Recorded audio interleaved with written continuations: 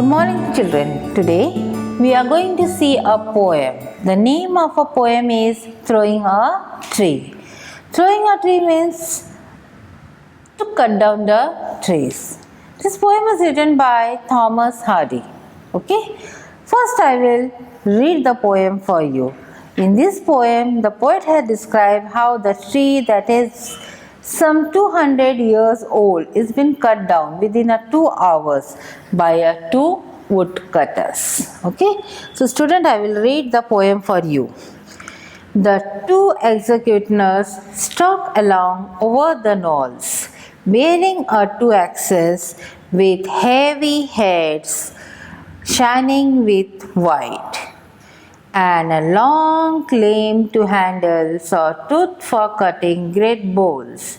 And so they approach the proud tree that bear the death mark on its sides. So what the author is telling here?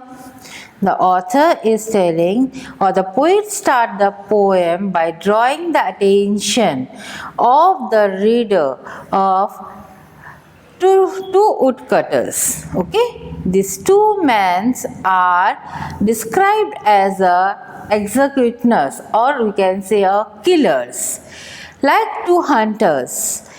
They wait quietly and secretly. They are both getting ready to bring 200 years old tree down. Okay.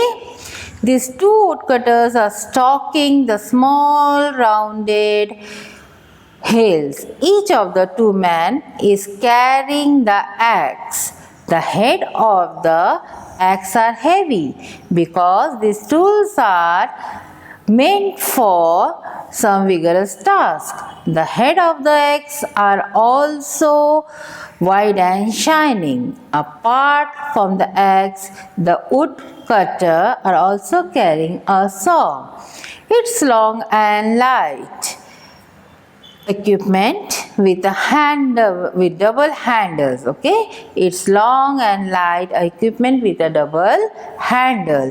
This is just the kind of saw that is generally used for cutting down the trunk of a big tree. Slowly and steadily, the 2 woodcutters advance towards the 200 years old tree. The tree has a fatal mark etched on one side. This mark is the indicator that this tree is meant to be pulled down. Okay, children? Now the second paragraph. Jacket dogs, they swing axes and chop away just above the ground, and the chips fly about and lie white on the moss and fallen leaves, till a broad deep gash in the bark is hewn all the way round, and one of them tries to took upward a rope, which is at last he achieved. So what the woodcutter took? Woodcutter took off their jackets and began to swing their axes. Okay, they took off their jacket and began to swing off their axes. They chopped on the tree trunk just a little above the ground. Here you can see in the picture, children. Small chips wood flew all around the 2 men. When the woodcutter is cutting the trunk, what happened? The small chips of the wood are getting scattered all over the ground. Okay, moss has fallen, leaves lay beneath the chips of the wood. Very soon a deep wound was cut is visible on the trunk. You can see here the deep cut is visible on the trunk of this 200 years old tree. The bark of the tree is chopped off from all sides. One of the woodcutter was tried to fling a rope around. So one of the woodcutter, what he did? He now tries to fling a rope around the branches of the tree. Eventually, he managed to hook some of the branches with the rope. The saw began The saw then began till the top of the tall giant shivers. The shivers are seen to grow greater with each cut than before.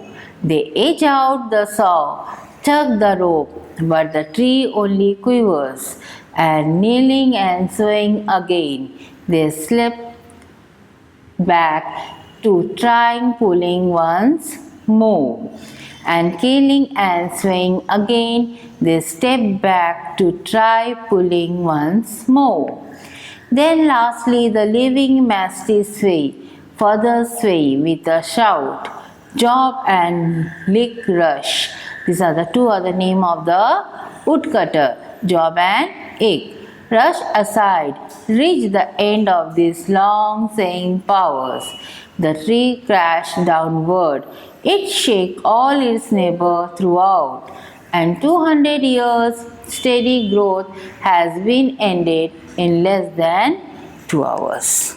So what in the third and the fourth paragraph the author wants to say? Next the saw began its work. The top of his giant-sized tree started shivering as the cut deepness.